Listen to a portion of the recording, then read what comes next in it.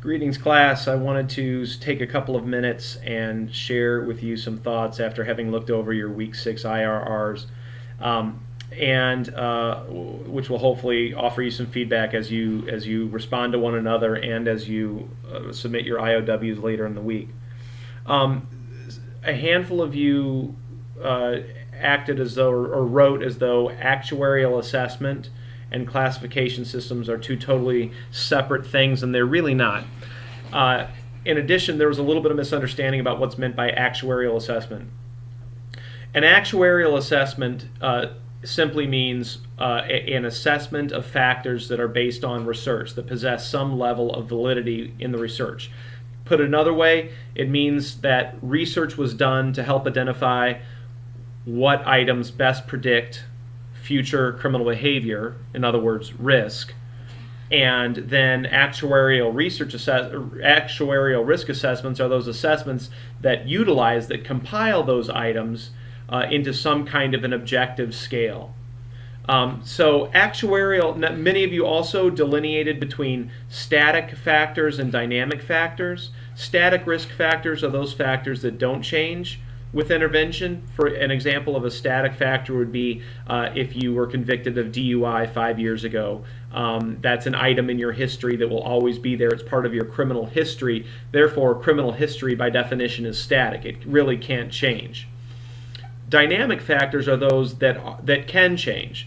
Dynamic factors are things such as a current substance use problem, or a current criminal network of friends. If you have friends who are getting into trouble and things of that nature, that's a dynamic factor, because that's something you can change. You can go from being a chronic substance user or having an addiction even to not being a chronic substance user and not having an addiction. Or you can go from hanging around with other people who are involved in criminal activity to not hanging around with those people and rather hanging around with other people.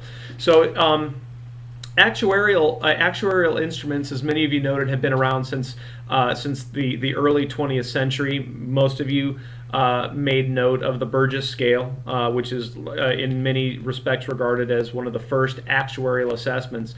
However, actuarial does not mean dynamic. Actuarial, again, as I started in this film clip, actuarial simply means based on research. In other words, that the risk items that are used have predictive validity when it comes to assessing or predicting future criminal behavior.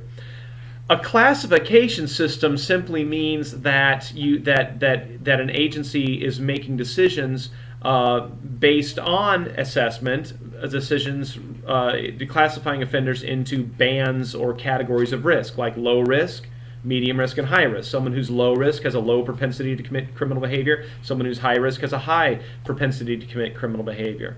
So a classification system and actuarial assessment aren't two separate things. In fact, they're quite interrelated. In other words, to have a good classification system, to have a reliable classification system, you need an actuarial assessment, and ideally you would have an actuarial assessment that consists of both static and dynamic factors in order to help make those decisions, those high, medium, and low decisions. And so some of you were really confusing, if not convoluting, the issue and those two constructs. In addition, many of you said, that many of you wrote, and this is very important, so please reread your IRR and see if you made this mistake, because it really is a mistake.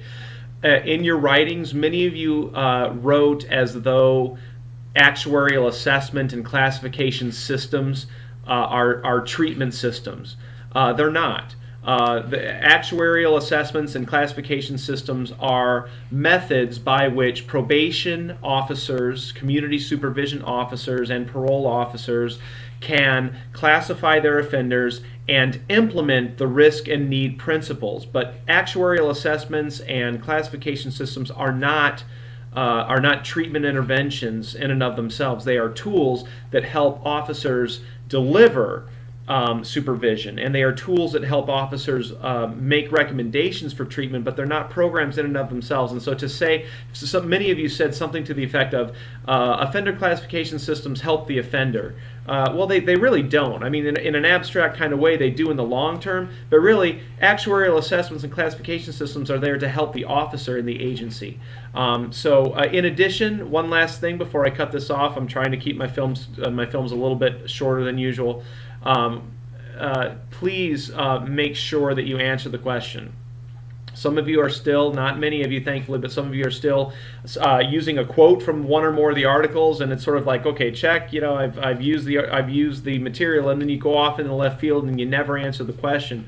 In addition, some of your writing is a little bit. I used the word convoluted and confusing earlier. So make sure that your answers are clear, that they have clarity, that they're coherent.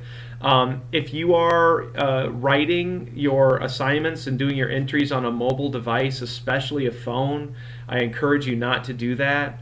I really encourage you to use a computer with a word processing program before you post it, and then copy and paste into Blackboard to avoid writing errors, to catch some grammar errors, and please make sure that you're having a friend, once you have a completed product, that you have a friend read that back to you and make sure that it makes sense. You'll catch a lot of issues when it comes to clarity if you have a friend do that. In short and in summary, it seems like a lot of you are submitting your first draft as your final draft, and it shows. It shows in terms of spelling, it shows in terms of coherency, it shows in terms of the extent to which you answer the question. Writing is supposed to be a multi-staged process. You start with a first draft, an initial draft, which is not something really that anybody but yourself should see.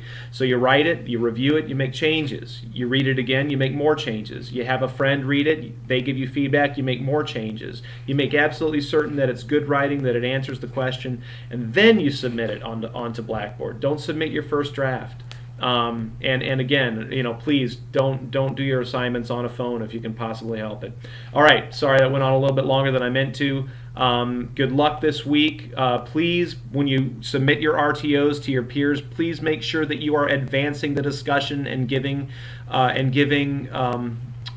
constructive feedback. That's really the biggest issue I'm seeing with RTOs right now, is that it's just a lot of, hey, you did good, I agree with you, this is great, have you thought about how much things cost? Not good enough. All right, I'm really going to push you this week to make sure that you're giving constructive, meaningful feedback that advances the discussion. Again, constructive, meaningful feedback that advances the discussion. All right, good luck.